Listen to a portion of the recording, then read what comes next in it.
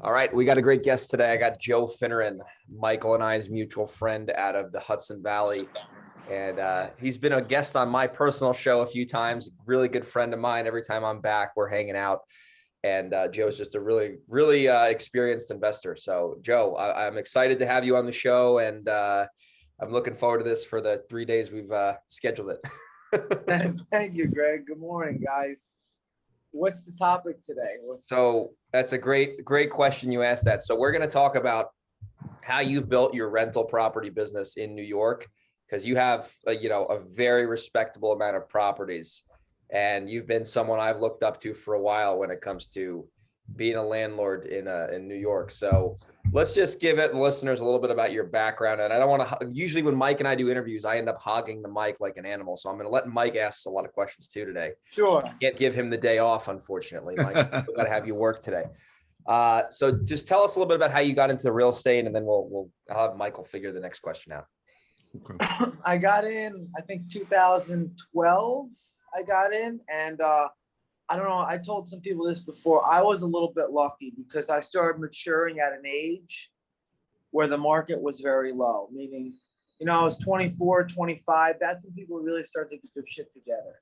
When you're 20, 21, 90% of the people, they're just worried about when they can have their first sip of legal booze legally. They're not, there is anomalies. I think you were a young hustler starting out. We know some other people. But usually 19 to 23, people aren't really sure. They're still figuring out their life. Where I was about 25 when the market was pretty low, 2011, 2012, and you could buy at a deep discount. And houses near me were $40,000, $50,000 in Orange County. So I was a little bit lucky, I would say, where I was at an age where I was becoming more mature when the market was very low. Or some other later guys, maybe the market was going up. They didn't have that opportunity to buy a house for $40,000, $50,000. They didn't get to, a more serious age in their life, that 25 to 30, where you're really starting to look towards a career and get more serious about business. I started out, my parents were in real estate a little bit. My mom had a couple of rentals, and I remember when I was 9 or 10 years old, I would have to help my mom on the weekends fix up the house. This is when I was 10 years old, little stuff like scrape paint or paint, and I hated it. But it was, I absolutely hated it, but it was just part of, as part of growing up. I saw that they had a few places, and then I said, maybe this is the way. I'm going to do the same thing. Interesting. And I started out, my first house I bought for like $60,000. Where was this? Where are you based out of? People don't know. Middletown, New York. I bought it. It was my first home for $61,000, and I sold the next year for $140,000, and then I bought a couple other ones for $40,000, $50,000.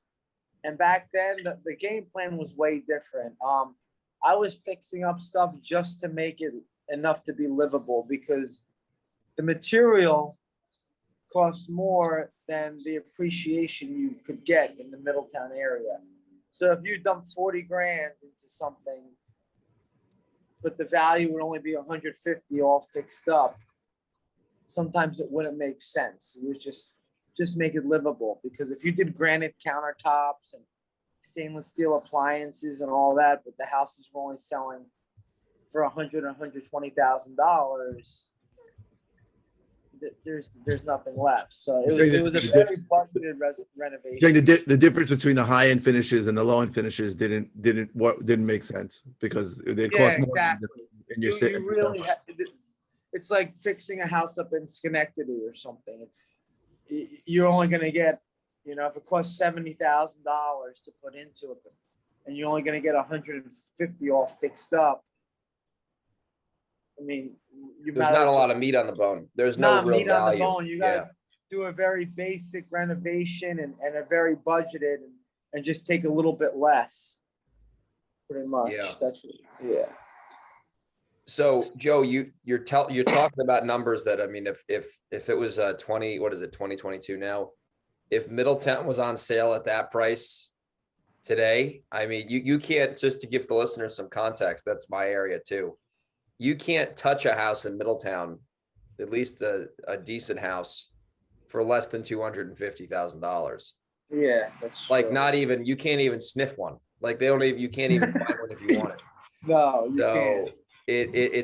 it got to the point where the wave caught on, and now it's almost like in Port Jervis, which is basically like, like garbage, white trash area, to be completely honest. I mean, you can't find a property in Port Jervis for less than 100 grand for the most part. So it's just the area that we live in has changed and we operate in. So Joe, you started with your first deal, and you had some good timing, but you've been able to accumulate a very, very respectable sized rental portfolio. So how did you do that to where you didn't run out of money eventually? Because you have a lot of properties, and I want to respect what you have. I don't want to start crazy claims, but like, you do very well, and you kind of did this in a short period of time. Like, you didn't start out with a lot of money. No, it's been about 10 years. I was doing a lot of flip, and then buy a rental, flip, buy a rental. And I would buy them very deep discounted. And I just kept on hustling with that. I didn't really pay the bank much interest until the last year or two. I mean, things have gotten so expensive. I'm not getting in these properties at 75, 80 grand anymore and then fix them up and rent them out. So I am starting to use a little more leverage now, especially with the interest rates going up. I'm starting to borrow a lot and hoarding cash because have my ammunition ready, as you would say. Because I think things are going to come down November. They are slowing a little bit. I think November, December, you're going to see a little bit more. The Fed's going to meet a couple more times by then. I think they're going to meet in September. I don't know about October. And then we're going to be going into that cold weather in New York, holiday time. People won't be shopping for houses as much yet. I don't think. Right now, people still, let me get in and get my kids' school settled, buy something that it still makes sense to buy, even though the interest rates are up. In my area anyways, I noticed the more expensive areas, it might not make sense to buy, where the rent compared to the mortgage payment, you might be better off renting. But I noticed in the poorer areas, the rent is still pretty high, and the price to buy, it would still make sense. So Joe, what does your portfolio look like now, and where is it located? Middletown, Ellenville, Wurtsboro, and Port Jervis. It consists of 34 units altogether. I'm a little bit spread out, not too bad. Everything's within 30 minutes of each other. It's gotten a lot tougher, I would say, though. The new laws that came out, I heard you guys' podcast the last few years. I have 2 bad tenants, and a few years ago, I could just say, this isn't going to work out. You go your way, I go my way. Now, I have to work with them as much as I can because I don't want to get in court with them. They are paying eventually. I don't want to get in court and then legal aid tells them to file for ERAP. And it's almost like I don't want them to know what their rights are, or not their rights, but these programs that it's like filing bankruptcy. It stops everything. It's crazy. ERAP is nuts. They haven't even figured out what the hell to do with that. Yeah, it's ridiculous. It makes me want to. But for those that don't know, ERAP is a new program called Emergency Rental Assistance Program, and it's sort of a COVID era thing, and it's still sort of there because some counties funded it and don't have any money for it, and some counties don't. And if somebody files for it, it screws up the eviction and puts a stay on it, federal stay on it. So, yeah. So Joe, I assume you self-manage the properties, correct? Sorry. Yeah, I self-manage a property, which isn't that bad. Some people can't handle it. They get a call about a toilet or this. Or I kind of tell them I'm strict right from the get-go. on new tenants. Ones I inherit sometimes are a problem. I tell them this is my house, but it's your home. So don't call me for light bulbs and door handles and this and that. I said, you're right. I am the landlord, but you are an adult. You know what I mean? So I am the landlord, but you are an adult. So you're going to have to do adult things sometimes. If you have a huge emergency and I'm not called the phone, you got to figure out yourself, and then we'll square up the next day or whatever. If it's really, really bad, I'm not picking the phone. Call 911. Call 911. I mean, and it's been pretty good. Look, I don't really get many calls, maybe 1 or 2 every 2 weeks for maintenance issues. That's pretty good for having 34 properties. Shit, I get 1 call every 2 weeks and I got 4. I would say in the winter it's a bit more, because when the heat goes out, that's time of the essence. You got to. That's understand. I understand. I get that though. I've gotten those calls. And I get that. Yeah, I get that. Fine. That's fair. That's fair and square. That's fair. What do you do? But what do you do for like snow removal? Do you have one guy you use? Do you do it yourself? What do you do when it's snow? Usually I put it in the tenant's lease. Oh, I always put the snow in the tenant's lease, just the liability aspect.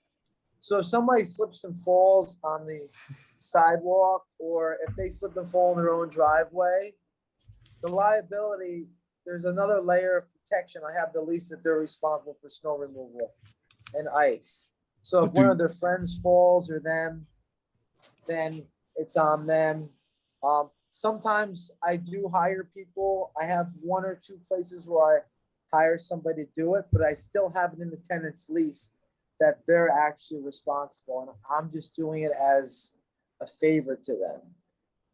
But you end up doing it though.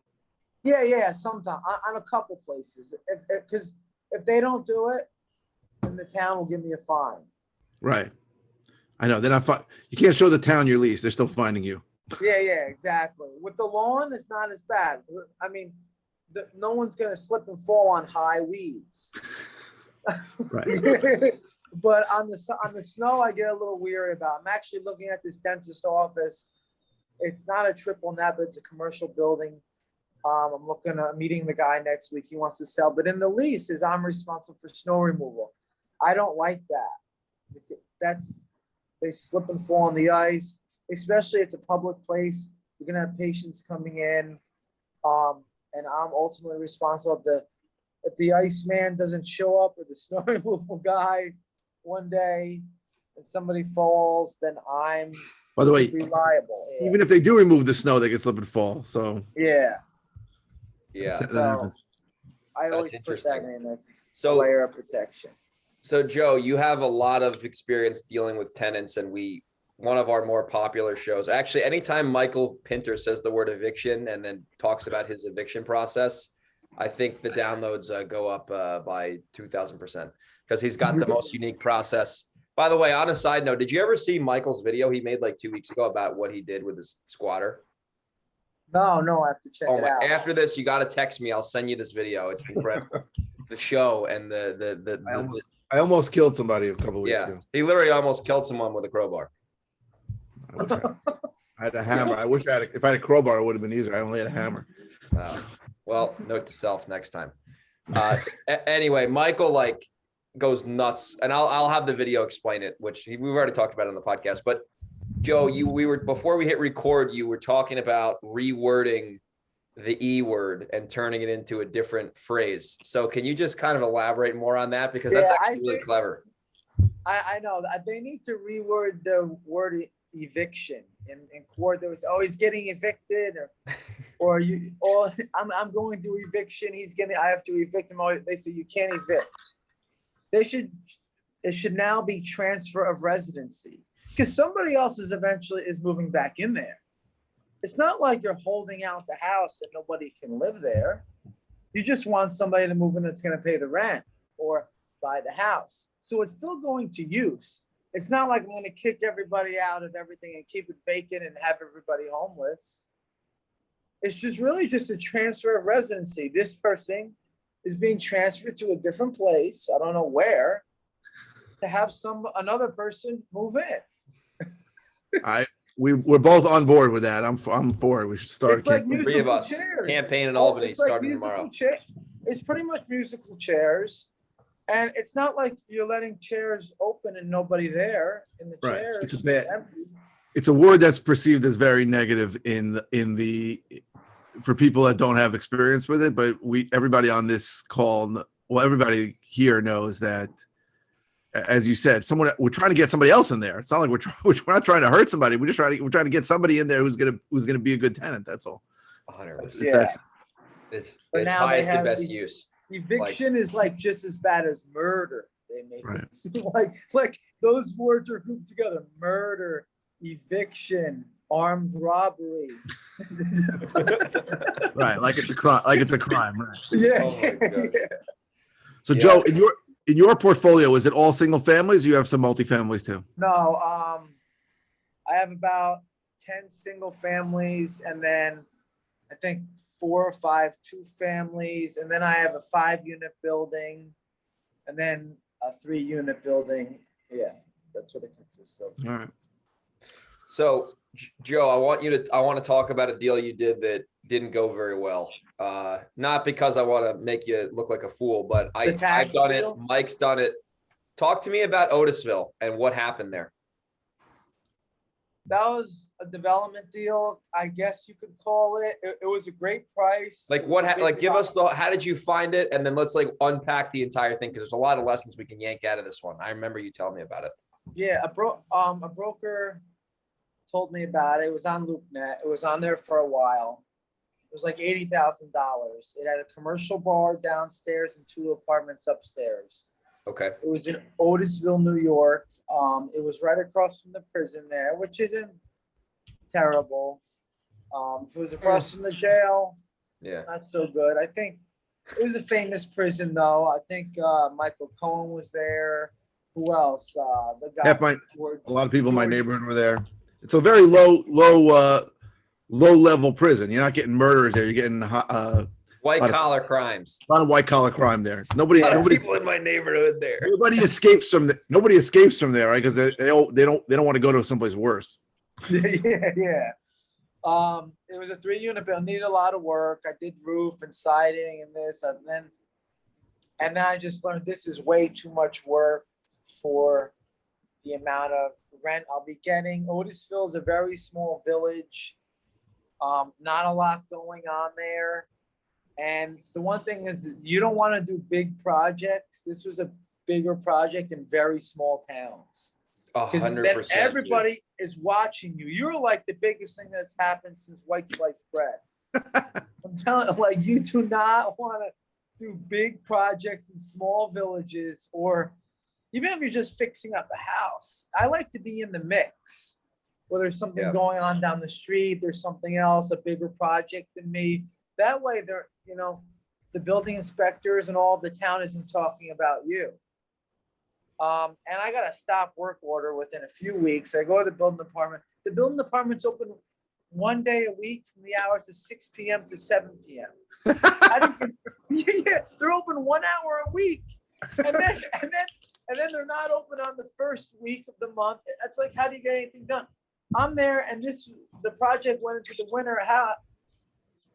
6 o'clock at night. How are they doing any inspections? Dark out.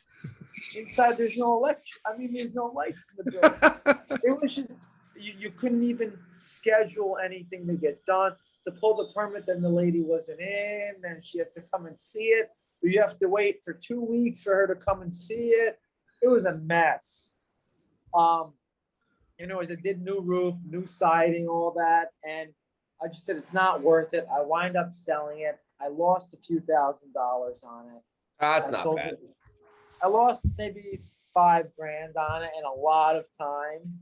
Similar to my deal I did. Very similar. Yeah, and just a lot of time. But this thing wasn't, yours was rented. Mine was not.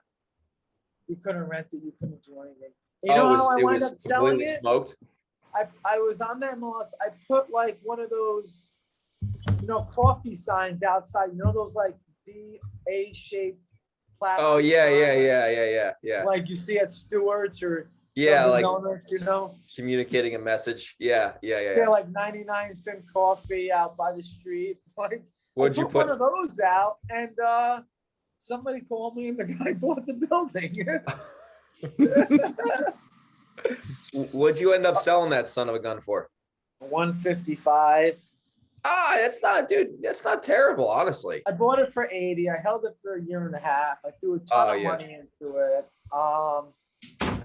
Yeah, but the worst deal now, if you want, is Manhattan Avenue. Yeah. So Michael, you're gonna like this one. You're gonna really perk up. Your ears are gonna perk up on this one. So this is a Joe. By the way, I was reading like a law article thing on my Kindle a couple nights ago. I was trying to look up your little case law thing with your Yeah. Anyway, this is very interesting to say the least, Mike. This Joe is in a real tough situation now, to say the least.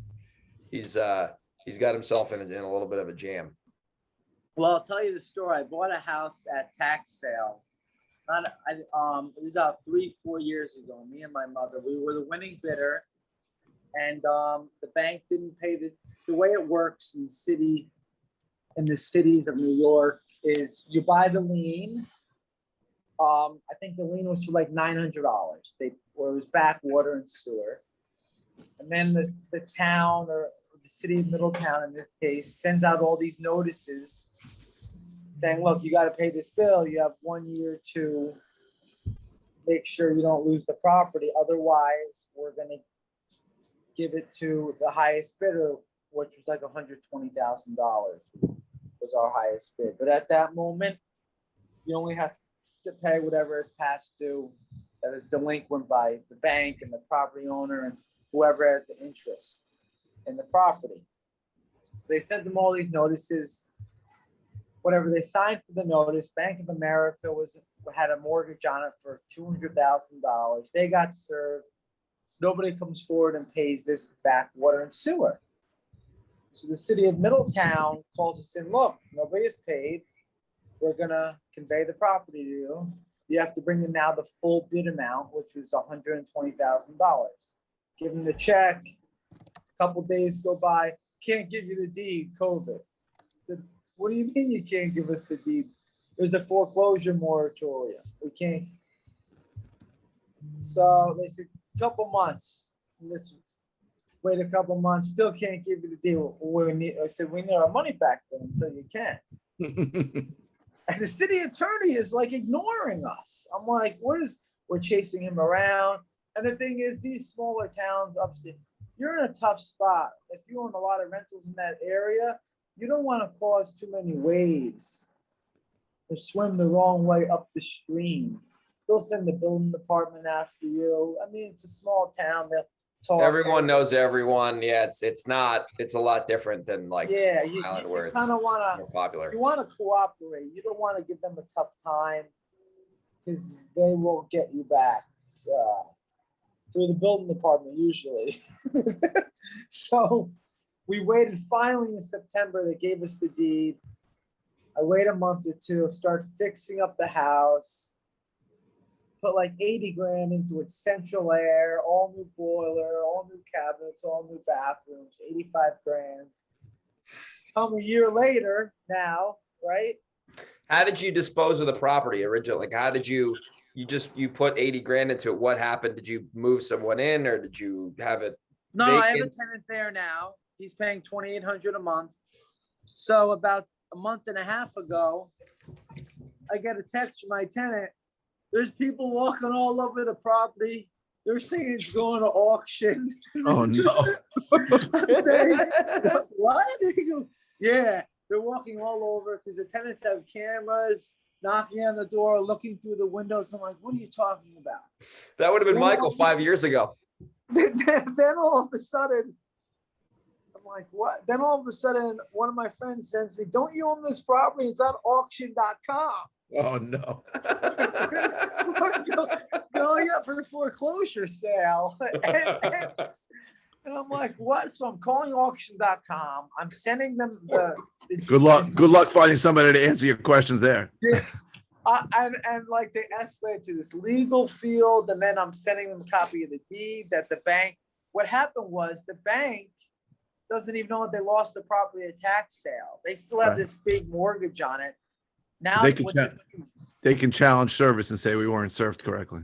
yeah, but with the fees, it's up to like $230,000 the mortgage. Is there still a lien on the property for 230? 230 something, yeah. Oh, yeah. but your deed should have canceled out that lien legally. Yeah. No, of course. It Your does. sale. It says it's wiped out, but it's still But on there. they are disagreeing with that. So Mike, who's getting sued in this scenario? Because I told Joe, I said, I think he's going to have to sue the city of Middletown if my knowledge serves me correctly. Did you get title insurance when you bought it from the city? No, you can't. You can't. Quick Fuck. claim deed. Yeah, that's where I said, you're kind of fucked, dude. No, I mean, it's kind of nobody gets title insurance on these things. Is the quick claim deed, and then you can get it after 2 years. With Usually you can. So, anyways, the place is worth like $350 now. The bank isn't saying they're not cooperating. They say they're investigating. I don't even know who I'm talking. It's Bank of America.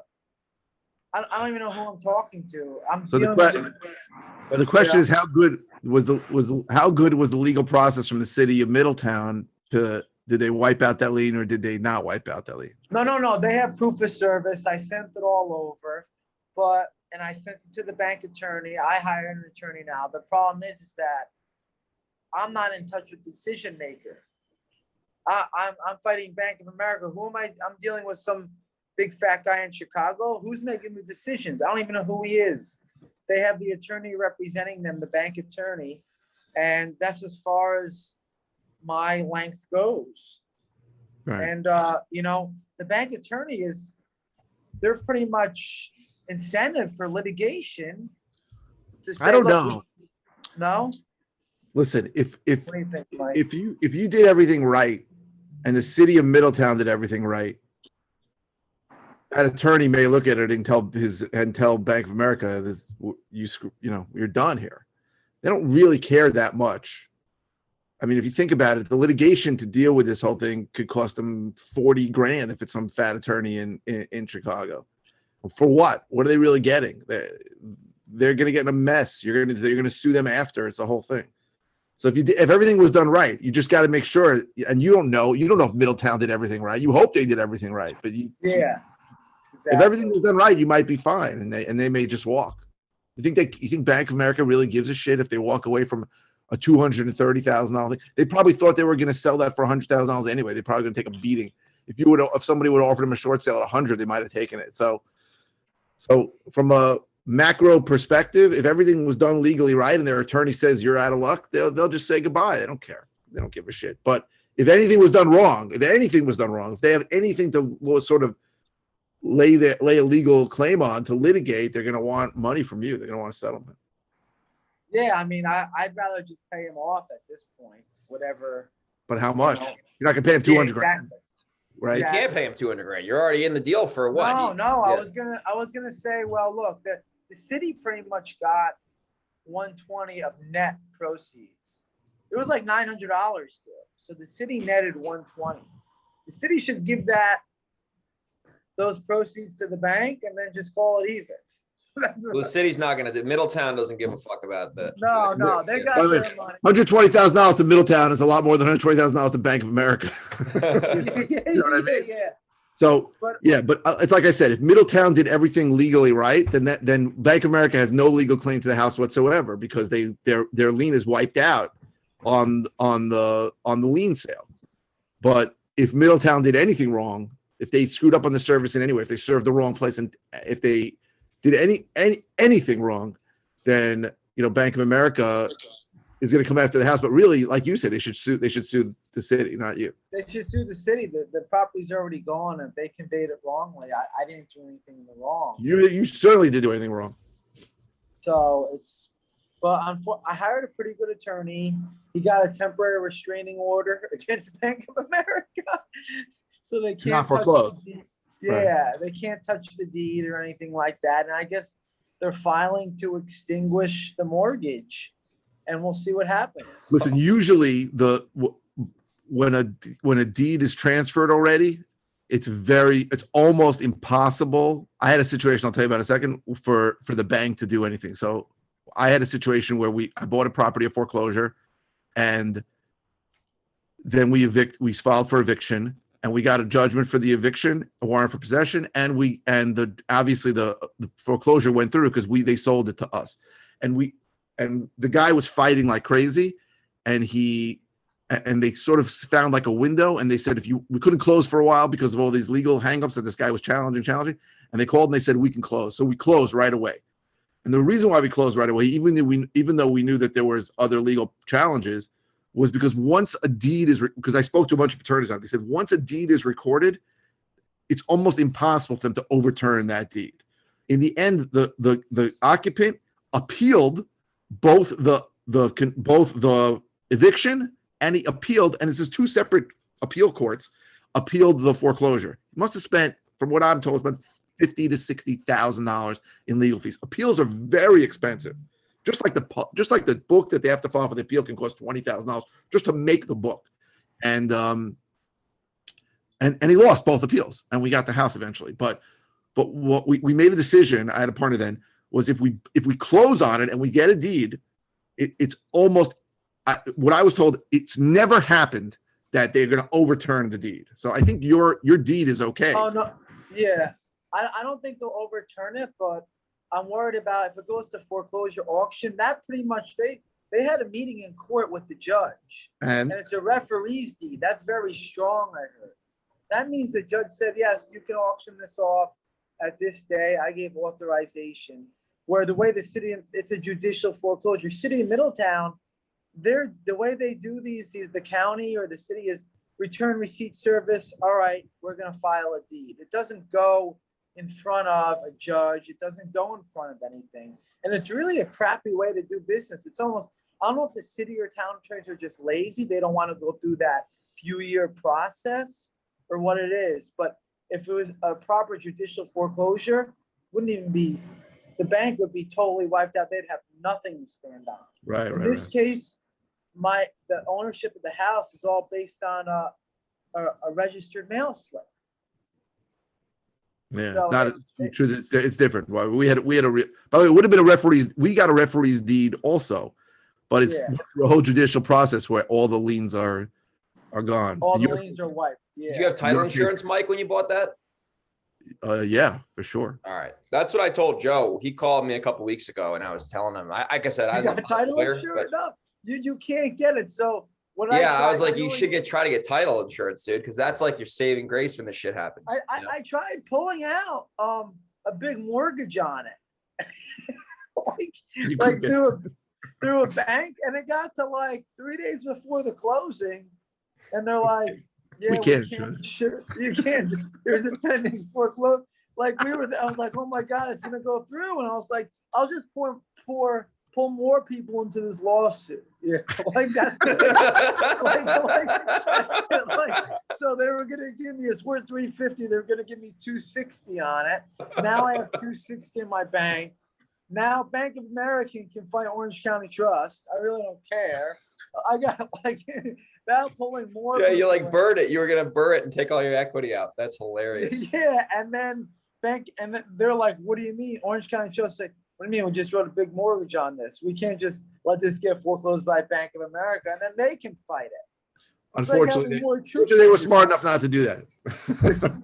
Oh my goodness, dude! That sounds like Joey Finneran. It'll work out eventually. You got Dan Bertolino on your side. That guy's an absolute machine gun lawyer. Yeah, he's a no-nonsense attorney. He gets I was gonna say I don't want to say the other story on the record because you used Dan Bertolino successfully. We'll talk about that offline for a minute. Oh yeah. Yeah. So Joe, man, I mean, one more story I want you to tell because I mean, every time I'm back in New York, man, we hang out like all the freaking time. You had a tenant one. I just want you to tell Mike, mainly Mike, right? The fish story. the fish. So I had the fish. This is ridiculous, by the way. I had a really bad tenant. This is, I think, 7-8 years ago. It was like my second rental. And these people were really bad. They were pulling the thermostat out of the wall and then calling the building department saying they have no heat. These people, you ever have the kind of people that they break the stuff on purpose. So then they go to court. Well, I'm not paying rent because of this, because of that. Have you ever had that yet, Greg, or no? No, and if I do, I I had can it once. settle it myself. I once had a tenant like that. It figured out how to get out of section 8 paying me. They broke something and said it was a safety issue. All right. So what's your story? Yeah, anyway, so I finally got the lady evicted. I went and the place smelled. I go, maybe it just needs paint. Maybe, like paint it over. She trashed the place. Paint it all with this odor eliminating paint. Still smells. I'm like, what is smelling? A month goes, I try to rent it out. A couple months go by. I cannot rent this out. I'm like, what is going on? And the smell is getting worse. I call up these people. Oh, maybe a mouse died in the wall. Or a rodent might have died in the wall and it's smelling. It'll eventually go away. Was it going away? Then one day I look up at the ceiling and I see like it could be a leak there, but the leak is like a red kind of greenish color. Very weird. A strange stain. A strange stain. Yeah, strange stain. Yeah. So it was a drop ceiling. So I lifted up the ceiling tile. I lift up and then something falls down and it's a dead fish on the floor with all the guts out. And it was like a seafood broil going on up in the drop ceiling. You wish.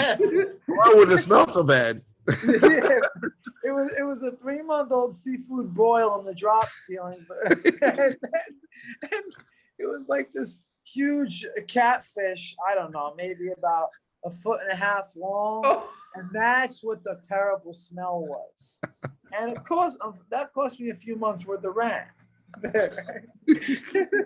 Oh my gosh, dude! That's a creative way to hose up a landlord for sure. Was that like? The lady was Italian. I'm like, is this a mafia thing? Like now I'm scared. Like is this does this mean the mafia's coming or is about to? Is this a mafia? Like the fishies, the dead fish. That's great. That's ridiculous, dude. That's ridiculous, Joe. Man, it's always good having you on the show, bro. You're a wealth of knowledge. I look up to your business, and it's awesome to call you a friend. So if people want to connect with you, I mean, I call you Orange County's #1 landlord, self-proclaimed by Greg. If people want to reach you, how do people reach you, man? Because you put out some stuff on social. I'm on Instagram. I'm not that active on Instagram or real estate. I'm the Casa Investor. Got it. On Instagram and Facebook. It's just my name, Joe Finneran. Got it. When are you changing it to Orange County's #1 landlord? I should, right? In the works. There's a lot of Orange counties. Orange County, California. That's a different market. Portfolio. Yeah. Yeah, I was just there 2 days ago. It looks nothing like Orange County, New York. I mean, teeth are frequent in Orange County, California. I want to tell you about one last. Let's get it. Let's get into it. I love it. With tenants is my friend Hershey. He's been having a problem with. He knows Hershey real well. I met Hershey too. Oh, yeah, Hershey's getting killed. He bought a bunch of buildings in Poughkeepsie where they have this good cause eviction. And he is just stuck. He says he hasn't made a penny off the rental property, and it's unfortunate. I mean, he bought a good deals, but if you can't get the rent and you can't get them out, now they're a bad deal. So. Yeah, anyway, that's it's a big deal. I did this one time to get a tenant out is if you can negotiate with them cash for keys and you have them sign a notarized statement, or it doesn't have to be cash, that they are out of the property by this day and they forfeit the premises. Then after that day, I did this once and it worked and they tried calling the police. You can throw all their stuff out, clean it out. Even if they try to come back, if you have a notarized statement, the police will be on your side. Because then people could just go back to an apartment they lived in 2 years ago and say, I live here. But so what I started doing is instead of evicting them, if you can get them to sign a statement that says, my name is this, I have left the premises on this day, or have They're gonna left. sign. They're gonna sign something that said they left before they left. Yeah, forfeited everything in the premises as of this day, whatever, July 30th. And then you get it notarized. And then that day, you could just go and I did it, change the locks, clean out all the stuff they have in there. And the one guy tried to come back and he called the police. And I said to the police, well, look, he said he forfeited the premises, he left, and it's signed and notarized, so you know it's his signature. And the police said, well, you moved out, you signed this document that you have forfeited the premises. That's amazing. And they sided with you. Was this in Port Jervis? This was in Port Jervis. Yeah, the guy tried coming back. Was it the guy with the boat in the backyard? That dumbass? I wholesaled you that house. You know who I'm talking about. That No, it was the guy upstairs, and the power was off and everything. And he tried coming back, and he's screaming in the street something about due process, illegal eviction. And the cops came, and I showed him the piece of paper that he signed. And they said, you left, you signed the document that you don't have any rights to the place anymore and that you have exited and you're not coming back. And that's it. Otherwise, if you think about it, people can just leave and then move and say they live there a year later or 2 weeks later. and pull out the lease. Yeah, and pull out the lease. So if you get that, I mean, I think it's even more powerful than an eviction because ERAP can't stop that because you're not evicting them. Evicting is like a forceful thing that the judge is putting in place or the sheriff. They've forfeited. They've given up. But your guy signed that before. You guys signed it before he left when he agreed to leave, or after he left? No. We signed that. It was like a week before that, and then I put the date for in the future. Okay. Got it. And then you gave him the money, obviously, once he left. On my side. The police were on my side, and they said, "Look, you signed this that you left. You can't come back." What'd he say? They go, "Oh well." I didn't mean it. Yeah, and that was it. Out of ammunition. That's it. Done. See you later. I like it. That's smart, man. You're cut on the cutting edge in New York landlord law. Joe. Mike, what do you think about that? I think I couldn't get anybody to sign it before they leave. So I do a lot of cash for keys. And once I try to pay them when they leave, they sign something just like that I have. Once in a while, they need money in advance. So I have to trust them. So let's say I'm giving them, let's say $4,000 and I'll give them $2,000 in advance. If I do that, they sign something that's also very, very restrictive. It says I'm taking $2,000 and I'm gonna get $2,000 when I leave on this date. I've never had anybody that I gave money to in advance not leave. But once anybody who takes cash for keys leaves, I have them sign something like that. But I haven't signed them when they leave because I don't want them coming back either. But I've never had somebody who said they're going to leave who would agree to sign something that said I already left. I wish I did. Well, I mean, try it. Maybe you can give them the cash for keys at that moment, or maybe I don't know. All right, something to think about. It's Were you tough. paying that guy off? That guy who signed it? Were you giving him money? Yeah. I gave him $500. I mean, $500. How did you get away with giving him so little, dude? You know how much crack $500 buys? I have to add a zero to that shit normally. I know that. I mean, this was before Western Orange County. I don't know what. Yeah, I forgot. Like people, inbredness is a real thing over there. You know how much booze you can get for $500? Yeah. Yeah, but Mike, you get a lot of Keystone Lights, bro. You give them the money in advance? I'd be so scared. Are you dealing with more affluent people in Westchester, or what's going on? I'm dealing with higher end people. I had 2 squatters I had to pay. I had to give them each $8,000. I'd pay $16,000 for 2 squatters and a 2-family to leave. And one of them said, I cannot do it if I don't have some of the money. So I gave him $4,000 in advance. But he signed something and he left, and he took the second $4,000 and I got the place vacated and it worked. Wow, I just feel like $4,000, that's enough to kill a tenant in Port Jervis. You know what I mean? They'd go right down to the corner, and that's well, you give me $4,000. That's if enough to kill a crackhead. If you have hitman for $4,000, you should send me their numbers. Right? No, not a hitman. I mean, they'll kill themselves and go to the corner for drugs. Not here. Here it's a higher end area. higher end. Yeah, Nassau County, they're a little bit more sophisticated squatters there. You know, squatters with you know, Yeah, maybe they bring their leases. They bring their leases. They make Oh, up their man. leases. They're all Funny. one step ahead. Well, Joey, man, it was a pleasure right. having you on the show. We'd love to have you back pretty soon. I think we could chop it up and do definitely a part 2. So people follow you online at Acasa Investor, Joe Finneran. We'll have that in the show notes. And this was a fun one, guys. I appreciate the 3 of us connecting, and we will all reconvene soon. Okay. Take care, guys.